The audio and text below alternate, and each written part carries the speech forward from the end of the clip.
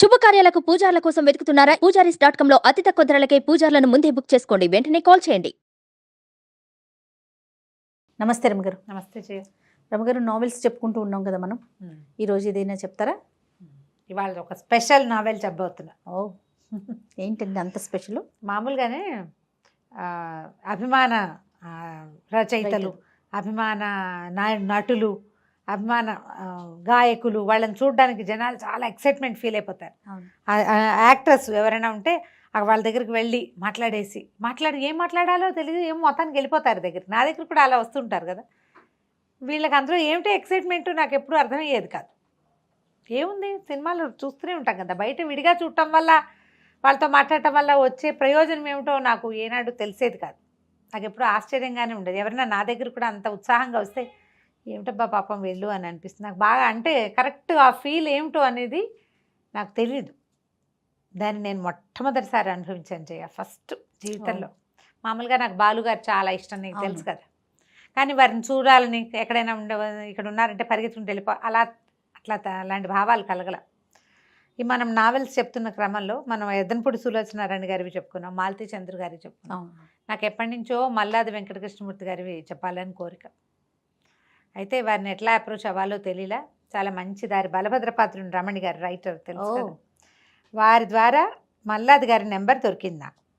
అంటే నేను ఆవిడ ఇచ్చారు, నేను పర్మిషన్ తీసుకోవటం కోసం ఆవిడ అడ్వైస్ తోటి మీరు మాట్లాడండి, అడగండి అంటే నేను ఫోన్ చేస్తానని చెప్పుంటారు.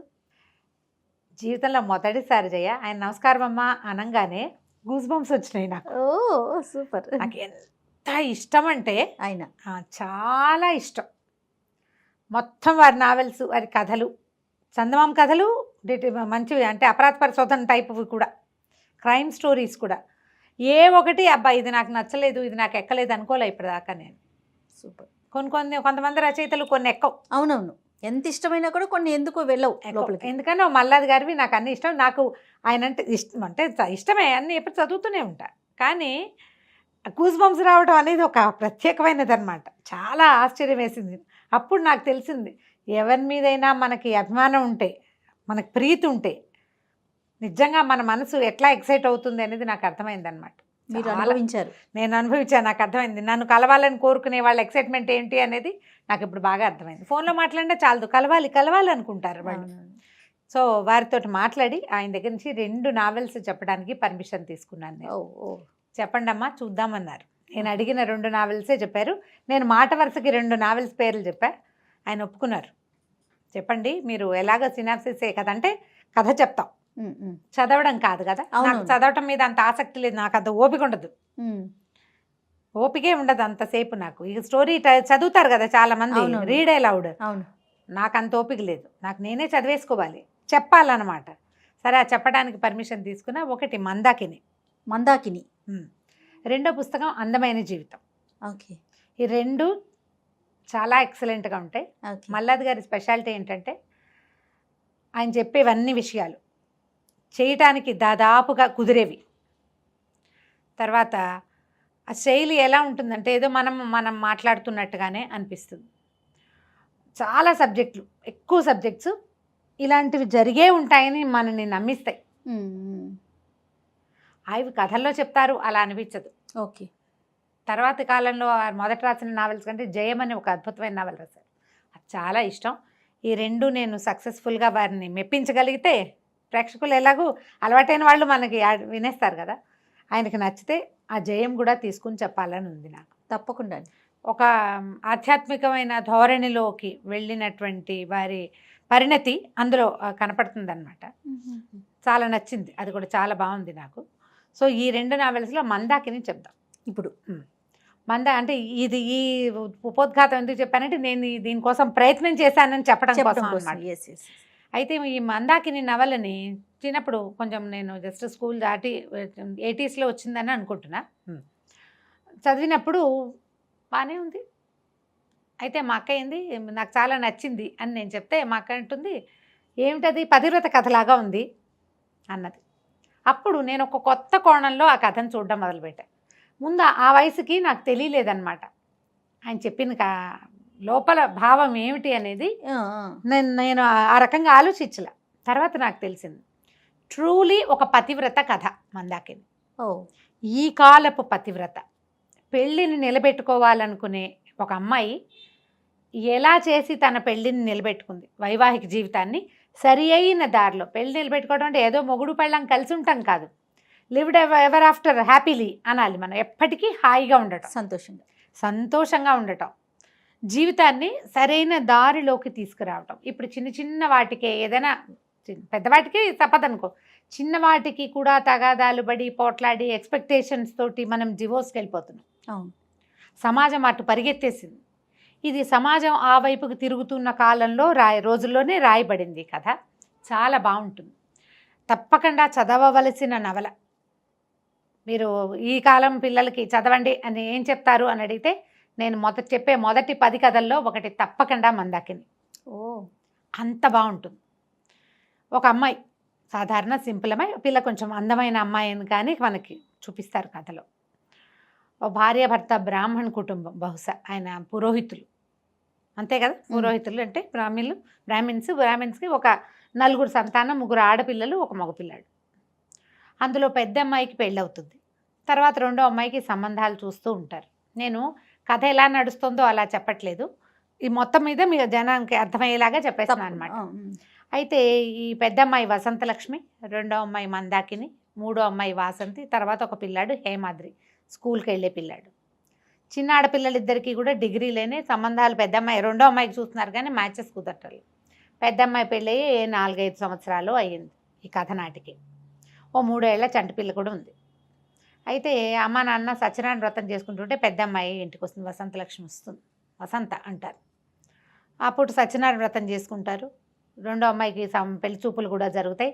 చూపులు ఏం కుదిరినట్టుగా ఉండవు. ఈ పిల్ల ఇంటికి వెళ్తుంది, భర్త రాడు. సత్యనారాయణ వ్రతం చేసుకుంటుంటే అత్త మావ రావాలి కదా. అతను ఏంటంటే పచ్చి తాగుబోతు. 4 వ్యసనాలు ఉన్నాయి: సిగరెట్లు, మందు, నాటకాలు, పేకాట. ఇవి కాకుండా అప్పుడప్పుడు స్త్రీ వ్యసనం కూడా. అతని వల్ల ఈ అమ్మాయికి 1-2 సార్లు ఏవో జబ్బులు కూడా వస్తాయి పాపం. ఆ పూట డాక్టర్ దగ్గరికి వెళ్ళాలని చెప్తుంది తండ్రికి. చూస్తే తనకి ఏదో భర్త వల్ల వచ్చే జబ్బు కనపడుతుంది. అతనితో పోట్లాడుతుంది, నువ్వు ఎందుకు రాలేదు, మా అమ్మ నాన్న ఏమనుకుంటారంటే అతను కొడతాడు. అన్నం తింటున్న అన్నం కంచం విసిరేసిస్తాడు. దాన్ని తట్టుకోలేకపోతుంది. ఆ రాత్రి అమ్మాయి సూసైడ్ చేసుకుంటుంది. బాత్రూంలోకి వెళ్ళి కిరోసిన్ పోసుకొని అంటించేసుకుంటుంది. ఆలోచిస్తుంది కానీ ఇక ఎప్పటికీ ఇది సెట్ అయ్యేలాగా కనిపించట్లే. అతను మారడు. పిల్ల పుట్టింది, పిల్ల తండ్రి అయినా నువ్వు ఎందుకు మారలేదు, మారని నా ఇష్టం అంటాడు అతను. ఈ అమ్మాయికి ఏం చేయాలో తెలియదు. అతను మొండివాడు. అతన్ని మార్చే మార్గం ఏమిటి అనే ఆలోచన అమ్మాయి చేయలేదు.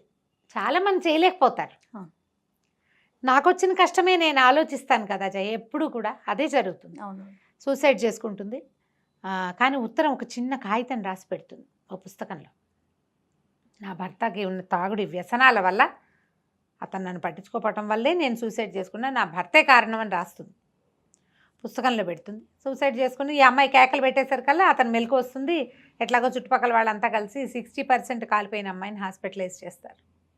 పాపం పోరాడి చనిపోతుంది. కానీ వీళ్ళు వస్తే మ్యాజిస్ట్రేట్ వచ్చి వాంగ్మూలం తీసుకున్నప్పుడు నా భర్త ఏం లేదు, నేనే స్టవ్ వెలిగిస్తూ ఉంటే అంటుకుని చనిపోయాను అని చెప్తుంది. భర్త అంటే ఇష్టమే అమ్మాయికి. పోయే ముందు తను సూసైడ్ చేసుకునే ముందు చూస్తే అమాయకంగా పడుకుని నిద్రపోతున్న భర్తను చూస్తుంటుంది అనమాట. మన మనసులో అతని మొహమే కదలాడుతుంది. నా మొగుడు వల్లే అని చెప్పదు. కక్ష సాధింపు లేదు అమ్మాయికి. అది రాక అతని వల్ల కాదు అని చెప్తుంది. ఈ లోపలే పోలీసులు అతన్ని అరెస్ట్ చేస్తారు, చితకొట్టేస్తారు. తర్వాత వదిలేస్తారు ఈ అమ్మాయి వాంగ్మూలం వల్ల. ఇంకేం చేస్తారు, పిల్లని తీసుకెళ్ళి చంటి పిల్లని ఇంట్లో పెట్టుకుంటారు అమ్మా నాన్న. ఈ అమ్మాయికి దహన క్రియలు అవి చేసేస్తారు. అతను తాగుతూ ఉంటాడు. ఏదో ఉద్యోగం ఉంటుంది అతనికి, ఆఫీసు ఉద్యోగం ఉంది. సరే కొద్ది రోజులు గడుస్తాయి. వీళ్ళకి ఇంకా 2 అమ్మాయిలు ఉన్నారు కదా. ఈ పిల్లకి ఏదో రెండో పిల్లకి పెళ్లి చూపులు చూస్తారు కానీ అవి ఏమీ కుదురుతున్నట్టు కనపడవు. కట్నాలు కావాలి. ఆ పెళ్లికి ఇవ్వగలిగే 10-15 వేల రూపాయలు కూడా వీళ్ళ దగ్గర లేవు. పౌరోహిత్యం చేసుకునే కుటుంబం. ఒకళ్ళకి 2 ఆడపిల్లలు. ఈ కొన్ని రోజులు గడిచేసరికల్లా మూడో అమ్మాయికి ఆల్రెడీ సంబంధం కుదిరే ఉంటుంది. పక్కన ఎవరో రూమ్లో అద్దెకుండే ఒక అబ్బాయి, అతనికి మంచి ఉద్యోగం ఉంది, ఇంజనీరు.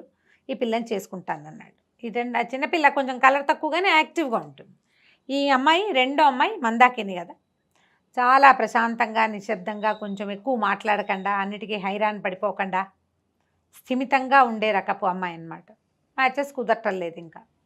సరే ఏమవుతుంది, ఈ వాసంతి మూడో అమ్మాయి, ఈ అమ్మాయి ఫ్రెండ్ ఏమో అదే పెళ్లి చేసుకుందాం అనుకున్నవాడు యోగీంద్ర. కొద్ది రోజులు గడిచాక ఈ మందాకినికి ఏం తెలుస్తుంటే చెల్లెలు కన్సీవ్ అయిపోయింది అని, నెల తప్పిందని చెప్తుంది.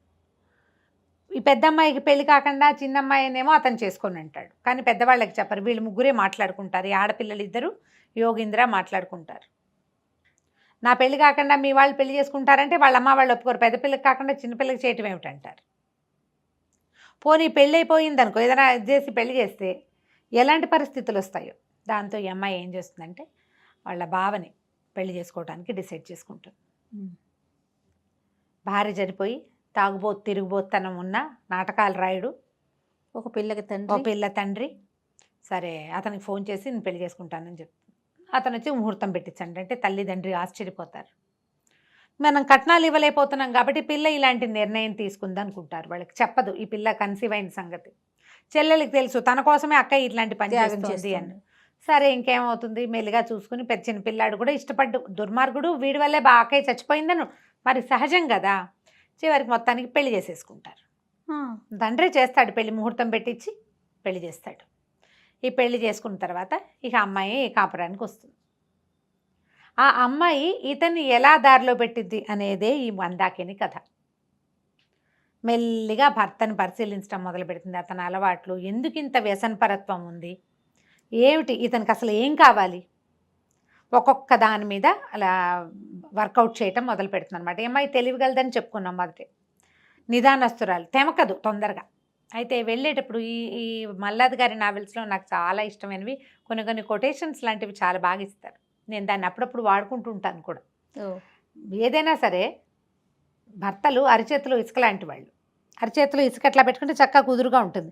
దాన్ని గట్టిగా బిగించాలని అనుకుంటే ఏమవుతుంది, వేళ్ళలో నుంచి జారిపోతుంది. ట్రై చేసి చూడండి ఎవరైనా, 100% నిజం. వీళ్ళని పదిలంగా ఉంచుకోవాలంటే గుప్పిడి ముయ్యకూడదు, పిడికిలు బిగించి హ్యాండిల్ చేద్దాం అనుకోకూడదు. అలాంటి కొన్ని వాక్యాలు కనిపిస్తాయి అన్నమాట. గిచ్చకూడదు, మానసికమైన పించింగ్ చేయకూడదు. ఎవరినైనా ఇప్పుడు పించ్ చేస్తే మనం వాళ్ళు నోరు వేసుకుని పడతారు, తిరుగుబాటు వస్తుంది కదా.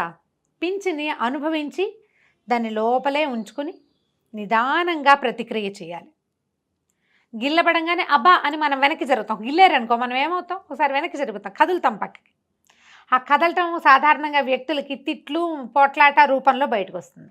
తర్వాత అది తగాదా రూపంలో పెరుగుతుంది. ఆ తర్వాత భార్యాభర్తలకి పడనితనమే వస్తుంది. ఇలాంటి కొన్ని వాక్యాలని మనసులో పెట్టుకుంటుంది. వాళ్ళ అమ్మా నాన్న చెప్పింది. ఇతన్ని మెల్లిగా హ్యాండిల్ చేయటం మొదలు పెడుతుంది. వాళ్ళ ఇంట్లో ప్రతి ఆదివారం పేకాట ప్రహసనం జరుగుతుంది. అతను ప్రతిరోజు సాయంత్రము తాగొస్తాడు.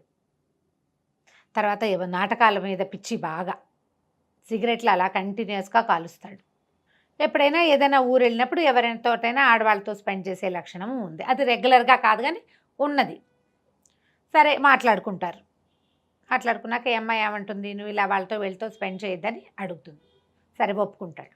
ఎక్కడికో వెళ్ళొస్తాడు, అక్కడ ఎవరితోటో స్పెండ్ చేస్తాడు. ఆ స్పెండ్ చేసిన జబ్బుని ఈ అమ్మాయికి అంటిస్తాడు. ఎప్పుడైతే తనకి జబ్బు అంటుకుందని అర్థమవుతుందో ఆ అమ్మాయి దానికి ప్రతిక్రియ చేస్తుంది. ఇంతలో ఏం చేస్తుందంటే ఏదో చిన్న కొద్ది రోజులు గడవంగానే ఒకరోజు అతను బాగా తాగేసి ఇంటికి వచ్చి మర్నాడు కూర్చున్నాక ఆ కాగితం తీసుకొచ్చేస్తుంది. వాళ్ళ అక్క ఒక ఉత్తరం రాస్తుంది కదా, మరణ వాంగ్మూలం లాంటిది, ఏమనాలి, డెత్ నోట్ అనాలి కదా. ఆ కాగితం చూపిస్తుంది. అతనికి హడిలిపోతాడు. నువ్వు ఇది ఎందుకు పోలీసులకి ఇవ్వలేదు అంటాడు. ఏమో నాకు శిక్ష పడేది వస్తుందని మీరు చూసుకునేవాళ్ళు కదా, నువ్వు ఎందుకు ఇవ్వలేదు అని అడిగితే వస్తు గురించే దాని తల్లేలాగూ లేదు, తండ్రి కూడా లేకుండా పోతాడని దాచిపెట్టానంటూ చాలా సంతోషిస్తాడు. అమ్మాయి ఆ ఉత్తరం కాగితం కనుక ఇస్తే ఏముంది, శాశ్వతంగా ఎంత కష్టమైందో తెలుసా, కొట్టారు నన్ను, వాళ్ళకి అవకాశం ఉంటే నన్ను చంపేసేవాళ్ళు అక్కడ అంటాడు. చంపకుండా పోలీస్ స్టేషన్ నుంచి బయటపడ్డాడు. ఉత్తరం చింపేస్తాడు.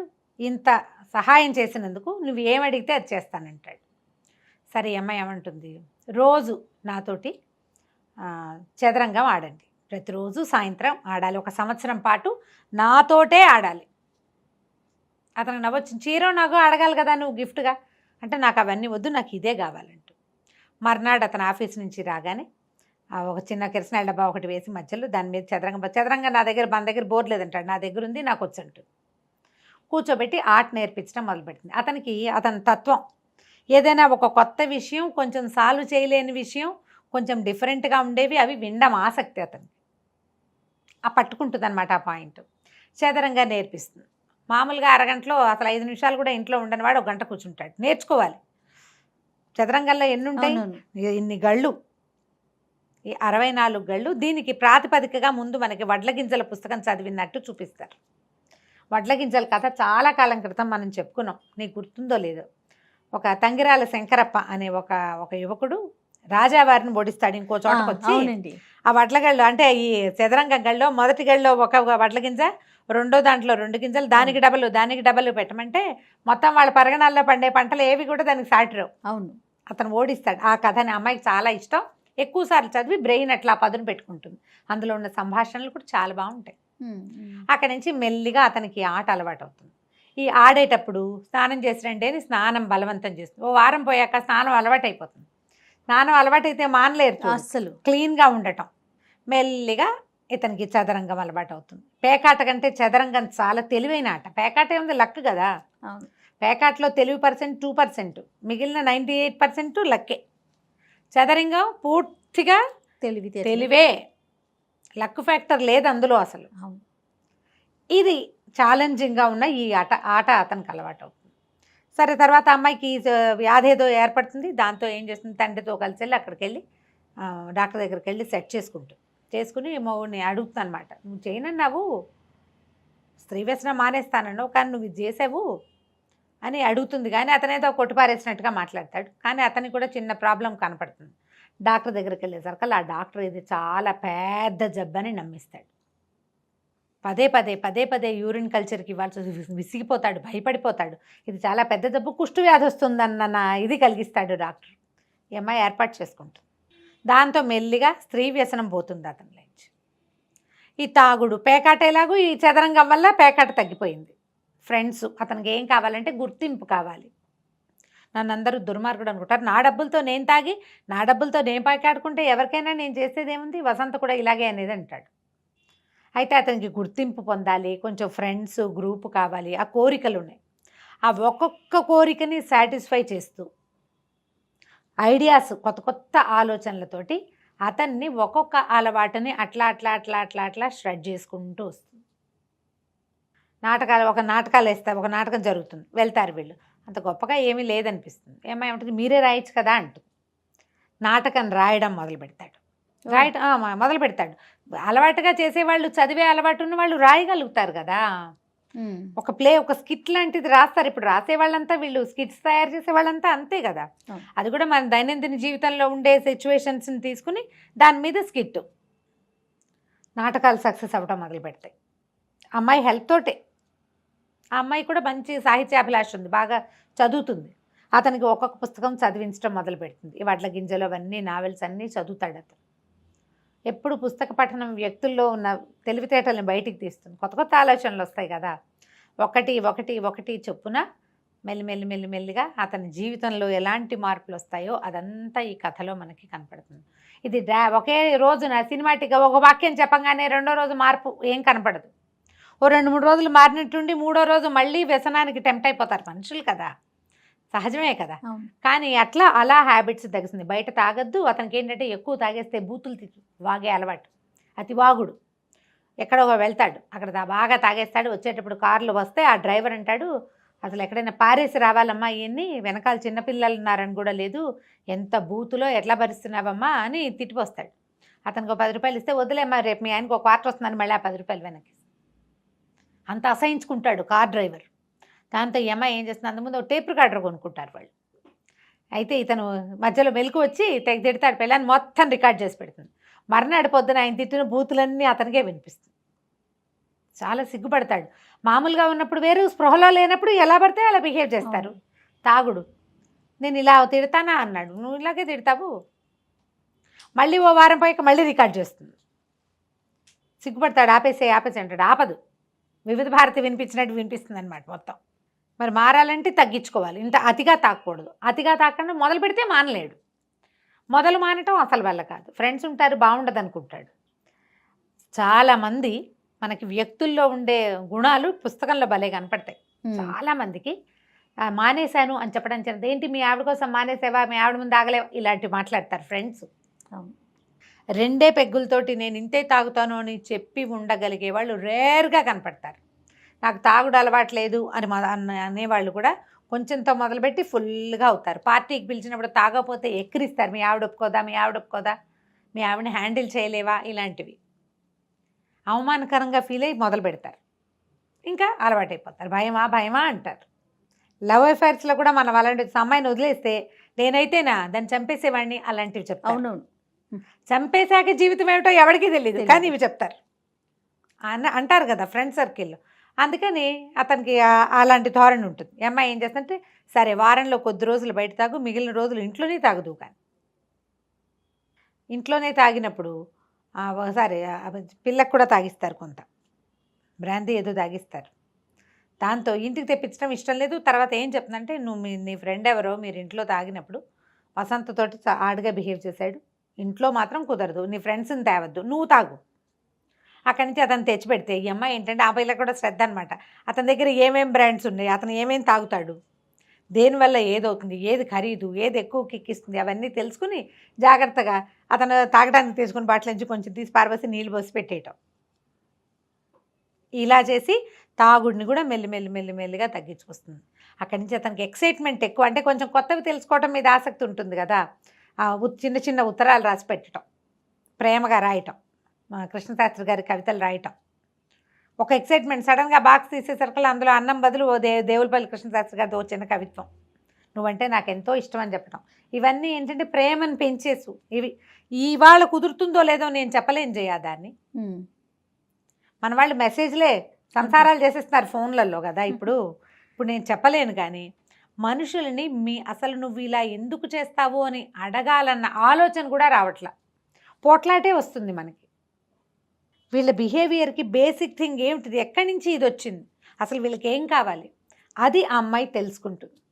అతనికి క్రమంగా నాటకాలు 5-6 బాగా సక్సెస్ అవుతాయి, డబ్బు వస్తుంది, పిల్లకేవో గాజులవి చేయిస్తాడు, ఇంట్లోకేవో వస్తువులు కొంటాడు. అమ్మా నాన్న ఆశ్చర్యపోతూ ఉంటారు, ఏమిటి ఇతనిలో ఇలా మార్పు వచ్చింది. చెల్లెలు దీన్ని గమనిస్తుంది బాగా, ఇతను ఎట్లా చేంజ్ అవుతున్నాడు అని. ఎక్కడికైనా తీసుకెళ్తాం, అవుటింగ్, అసలు ఒక్కసారి వెళ్ళిన అవుటింగ్ ఎంత ఎక్సైట్మెంట్ని ఇస్తుందో తండ్రికి కూతురికి.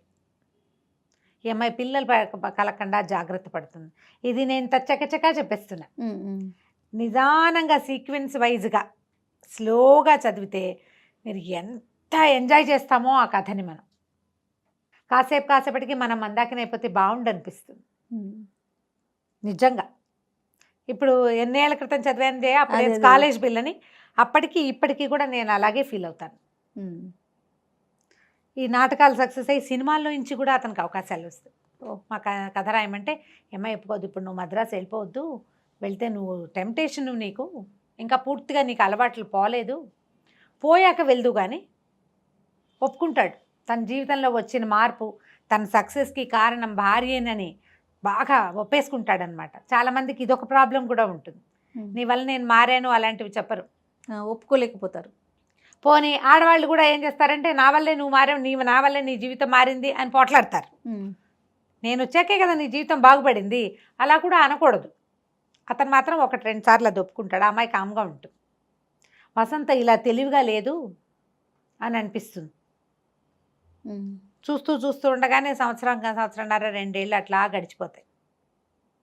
ఇలాగే అసలు అతను ఆ సంవత్సరంలో మధ్యలో వాసంత వస్తుంది వీళ్ళింటికి ఒకరోజు. అబ్బో చదరంగం ఆడిన ఇంకా ఈ పిచ్చి వదలలేదా అని బావగారు నాతో ఆడతారంటే నేను ఆడను, మందాకిని పర్మిషన్ ఇస్తేనే ఆడతానంటాడు. అతనికి దాని మీద మాట మీద నిలబడే లక్షణం కొంత ఉంటుంది. అప్పుడప్పుడు దారతాడు కానీ ఎక్కువ భాగం ఉంటాడు. ఆ అమ్మాయి మాత్రం అతని ఈ ఆటని మాత్రం మాననివ్వదు. బ్రెయిన్ వాడడం మొదలు పెడితే ఎక్కువగా వాడతాం మనం. ఒక 2 సంవత్సరాలు గడిచిపోయిన తర్వాత ఇతనికి సినిమాల్లో అవకాశాలు వస్తాయి, తాగుడు బాగా తగ్గిపోతుంది, సిగరెట్లు బాగా తగ్గిపోతాయి, పేకాట అసలు లేనే లేదు, స్త్రీ వ్యసనం పూర్తిగా పోయింది. ఎందుకంటే లెప్రసీ వస్తుందన్న భయం వచ్చేసింది. మధ్యలో ఒకసారి మొదటి పరిచయం అయిన అమ్మాయి ఈ 2 ఏళ్ళకి తర్వాత ఒకసారి కలుస్తారు. వాళ్ళు వెళ్తాడు టెంప్ట్ వెళ్తే అప్పుడు కాసేపు ఒక 5 నిమిషాలు మాట్లాడుకునేసరికల్లా వైజాగ్ వెళ్ళాను అని చెప్పాల్సి వస్తుంది. వైజాగ్ అనగానే అతనికి ఇది గుర్తొచ్చేస్తుంది. అమ్మో నాకు కుష్టి వస్తే అని వెనక్కి వచ్చేస్తాడు. ఇక వెళ్ళడనమాట, చాలా తగ్గిపోతుంది. క్రమంగా వీళ్ళు పూర్తి నార్మల్ లైఫ్లోకి, ఎప్పుడైనా సరే లైఫ్లో ఎక్సైట్మెంట్ తగ్గిందని అనిపించంగానే మళ్ళీ ఒక కొత్త ఎత్తు ఎత్తటం. ఆ అమ్మాయి ఇంటిమసీలో కూడా అతనితో ఎక్కువ ఇంటిమేట్గా ఉండడానికి కూడా ట్రై చేస్తుంది. వాళ్ళు మన పద్ధతి మార్చుకోవాలి. మనకి జీవితం కావాలంటే నేను ఇలాగే ఉంటాను, నేను దిస్ ఈజ్ మీ అనకూడదు, ఐ కెన్ డూ ఎనీథింగ్ అనాలన్నమాట. కొత్త కొత్త ఐడియాలు ఎప్పటికప్పుడు ఎక్కడికైనా తీసుకెళ్ళటము, ఎవరింటికైనా వెళ్ళటము, ఎవరితోటైనా కలిసి ఎక్కడికైనా వెళ్ళిపోవటము, ఏదైనా కొత్తది నేర్చుకోవటము, కొత్తవి చదవటము, వీటితో మొత్తానికి లైఫ్ని బాగా మార్చుకొని చూపిస్తుంది. పాత జీవితపు ఛాయలు పూర్తిగా పోవటం ఎవరి జీవితంలోనూ కుదరదు. ఎంతో కొంత ఉంటాయి. అవి ప్రజెంట్ జీవితాన్ని అస్సలు ఇబ్బంది పెట్టకుండా ఉంచుకుంటే బాగుంటుంది. ఉంచుకుంటే లైఫ్ తాపీగా వెళ్ళిపోతుంది. 2 ఏళ్ళ తర్వాత ఈ అమ్మాయి పిల్స్ వాడడం మానేస్తుంది, ప్రెగ్నెన్సీ వచ్చిందని చెప్తుంది భర్తకి. వసంతలక్ష్మితో కలిసి సత్యనారాయణ వ్రతం వాళ్ళ అమ్మా నాన్న వ్రతం చేసుకోవడంతో మొదలైన కథ ఈ అమ్మాయి నేను ప్రెగ్నెంట్ని అని చెప్పడంతో ముగుస్తుంది. పూర్తి ఒక 2-2.5 సంవత్సరాల కథ అన్నమాట. ఈ 2.5 ఏళ్లలో ఓ అమ్మాయి ఎట్లా పెళ్లి కావాల్సిన పిల్ల, ఇలాగ ఒక రెండో పెళ్లివాడు, దుర్వ్యసనాలు ఉన్నవాడు, బిడ్డ తండ్రి, పైగా ప్రధానమైనది తమ అక్కయ్య చావుకి కారణమైన వాడు, అతన్ని పెళ్లి చేసుకుని చెల్లెల కోసం చేసుకుని తండ్రి వాళ్ళకి తెలిసిపోతుంది. అమ్మాయికి 3-4 నెలలు వచ్చాక ఈ భానుమూర్తికి కూడా తెలుస్తుంది. బావ అమ్మాయి భర్తకి భానుమూర్తి అతని పేరు, అతనికి కూడా తెలుస్తుంది. మరదలు వాళ్ళు వచ్చినప్పుడు మీ చెల్లెలు ప్రెగ్నెంట్ లాగా ఉందని అడుగుతాడు. ఎన్నో నెలలు అంటే 4వ నెలలో 5వ నెలలో చెప్తుంది. పెళ్ళై 2 నెలలకి 4వ నెల ప్రెగ్నెన్సీ ఏమిటి? అప్పుడు అతనికి స్ట్రైక్ అవుతుంది, దీనికోసమే ఈ అమ్మాయి నన్ను పెళ్లి చేసుకుంది అని. గొప్ప లక్షణం కదా అది. మరి అట్లా మెల్లిగా చేంజ్ వస్తుంది. చెల్లెలకు ఒక కూతురు పుడుతుంది. ఆ తర్వాత 2 ఏళ్లకి ఈ అమ్మాయి కూడా ప్రెగ్నెంట్ అవుతుంది. కథ చాలా బాగుంటుంది. ఖచ్చితంగా కొనుక్కుని చదవవలసిన నవల. పుస్తకం ఇంట్లో పెట్టుకుంటే కనుక మనకి ఎప్పుడైనా మనసు బాగున్నప్పుడు అండర్లైన్ చేసి పెట్టుకొని కొనుక్కొని వాక్యాలు మళ్ళీ వాటిని చదివితే మనకు కొత్త ఐడియాలు వస్తాయి. ఇందులో బోల్డ్ అని చిట్కాలు ఈ పుస్తకంలో. దాక్షాయణి అని ఒక క్యారెక్టర్ వస్తుంది, భానుమూర్తి వాళ్ళ అమ్మ. ఆవిడ వచ్చి పాలు పొంగిపోకుండా ఉండాలంటే ఏం చేయాలి, గుండు సూదులు కింద పడితే ఏం చేయాలి, అలా చిన్న చిట్కాలు చెప్పిస్తారు. చిట్కాలు తర్వాత ఏమో జీవిత సత్యాలు, గేమ్స్, చిన్న పొన్న గేమ్స్, అలాంటివన్నీ కనిపిస్తాయి. చిన్న ఆలోచనలు. ఈ పుస్తకాన్ని సొంత పుస్తకంగా ఉంచుకోవాలి. కథ వినడానికి ఎంత బాగుంది, చాలా బాగుందండి. బ్రీఫ్గా చెప్పాలంటే ఇదొక పతివ్రత కథ. తన భర్తని మార్చుకున్న అమ్మాయి. మనం గృహప్రవేశం జయసుధ యాక్ట్ చేసిన సినిమా చూస్తుంటారు చాలామంది. అందులో కూడా అమ్మాయి భర్తని మార్చుకుంటుంది. మార్చడానికి అమ్మాయి చేసిన యాక్ట్స్ ఏమిటో మనకు పెద్దగా కనపడవు. నావెల్స్లో అలాంటివి బాగా రాయగలుగుతారు. సినిమాల్లో వాళ్ళు చేసిన సినిమాటిక్గా ఉంటాయి. ఇది సినిమాటిక్గా ఉండదు. అమ్మాయి తాలూకు కఠోరమైన శ్రమ, దీక్ష, ఫోకస్ పోకుండా ఉంచుకోవటం, సంయమనం కోల్పోకుండా ఉండడం, ఏదైనా పరిస్థితి వచ్చినా ప్రతిసారి నేను మందాకిని, నేను చేయగలనని సెల్ఫ్ బూస్టింగ్ చేసుకోవటం. అన్ని కోణాలు ఉన్నాయి. అన్ని కోణాలు ఉంటాయి. అమ్మాయి మరి ఇందులో ముందుకెళ్ళాలి. జీవితం పాడు చేసుకోకూడదు. పుట్టింటికి వెళ్ళిపోలేదు, ఆ పిల్లకి అన్యాయం చేయలేదు, సంసారం బాగుండాలి, ఎన్నుకున్న జీవితం సరిగ్గా ఉంచుకోవాలి. దానికోసం ఒక అమ్మాయి ఎంత ట్రై చేయొచ్చో ఇందులో కనిపిస్తుంది. ఆధునిక పతివ్రత కథ మందాకిని. బాగుంది కదా, చాలా బాగుంది. కొని చదవండి తప్పకుండా అండి. నమస్తే. నమస్తే.